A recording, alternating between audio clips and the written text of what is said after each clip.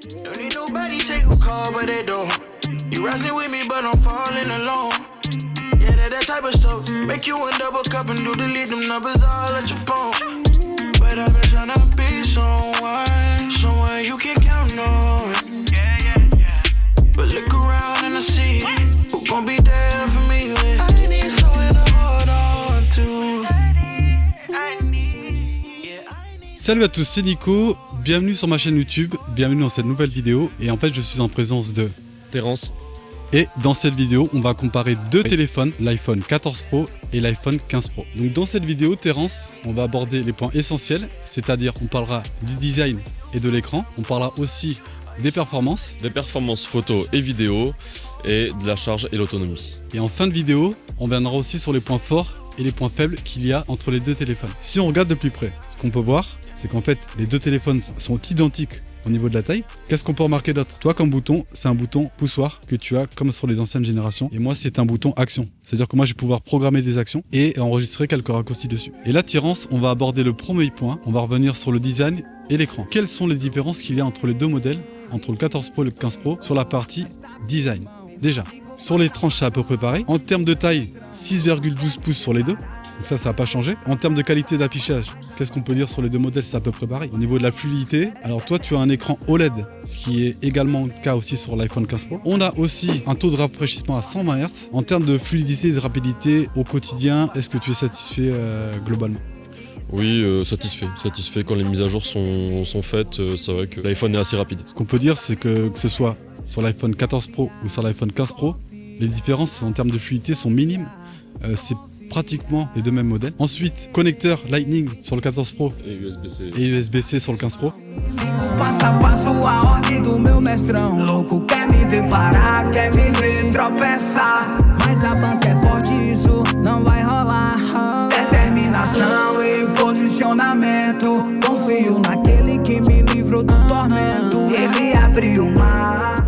Donc là, Terence, on va aborder un nouveau point.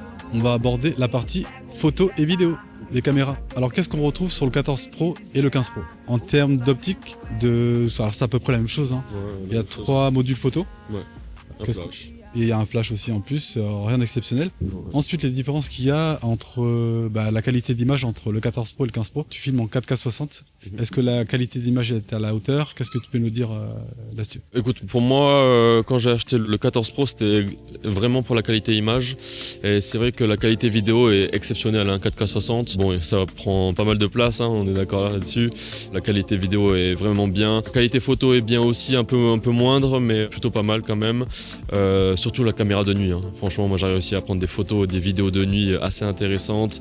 L'iPhone a une capacité, a une autonomie, on va dire au niveau photo. Hein. L'équilibrage, le zoom, franchement, est plutôt pas mal. Et en termes de stabilisation, qu'est-ce qu'on peut dire? C'est déjà excellent sur le 14 Pro ou tu aurais aimé plus? Est-ce que ça tremble un peu quand tu prends des vidéos un petit peu à la va-vite ou est-ce que ça va dans l'ensemble? Non, ça va dans l'ensemble. Je pense qu'on peut toujours faire mieux, c'est sûr, mais dans l'ensemble, c'est largement satisfaisant. Les capteurs sont les mêmes. 4K 60 aussi, que ça soit sur le 14 Pro ou le 15 Pro. Donc là, on va revenir sur la partie autonomie et charge. Alors Terence, qu'est-ce que tu peux nous dire? Est-ce que tu en es satisfait au quotidien ou c'est catastrophique l'autonomie et la recharge? Catastrophique, hein, on peut le dire, hein, catastrophique. Un iPhone qui coûte quand même 1500 €, on faut le dire, hein, le prix est 1500 € pour l'iPhone 14 Pro à sa sortie, avec une autonomie de moins de 24 heures. Je commence ma journée à 8 heures, donc on va dire que je le débranche mon téléphone à 7 heures. Je pense qu'à 7 heures le soir, 8 heures le soir, j'ai 10-15% de batterie maximum. En termes de connectique, sur le 14 Pro, on est resté sur l'ancienne génération, c'est connecteur Lightning, et sur les 15 Pro ils sont passés enfin à l'USB-C. Qu'est-ce que tu en penses? Est-ce que c'est contraignant ou... Bah écoute, avant ça n'était pas contraignant, maintenant ça l'est. Hein. Quand je veux un chargeur, tous mes potes en sont à l'USB-C. Ça me pénalise quoi. Maintenant, avant ça ne me pénalisait pas parce que on va dire que j'avais la dernière génération, mais maintenant je ne l'ai plus donc.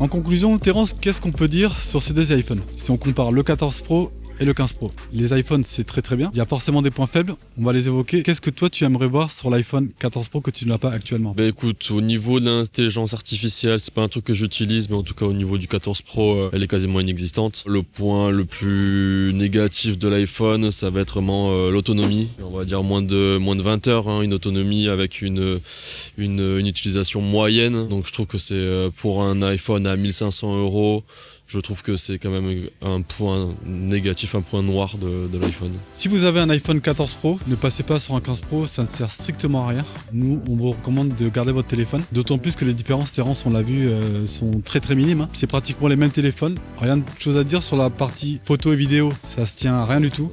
C'est à peu près pareil. En termes de performance, d'écran, de qualité de la dalle, de la qualité d'image, au quotidien, si on met les deux à côté, franchement, moi, je vois pas la différence du tout. Ce sont pratiquement deux téléphones identiques. En tout cas, nous, on vous remercie d'avoir regardé cette vidéo. On espère qu'elle vous aura plu. Et nous, on vous dit à très bientôt dans une prochaine vidéo. Je sais pas pourquoi je rigole déjà. Hein? Ouais. C'est sur deux téléphones. Ouais.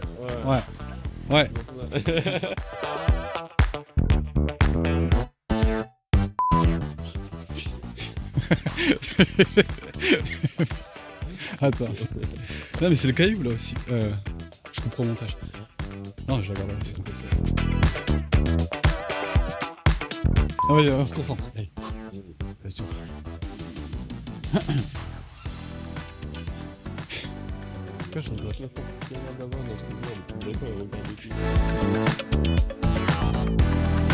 Tu préfères, j'imagine, avoir l'USB-C directement dessus.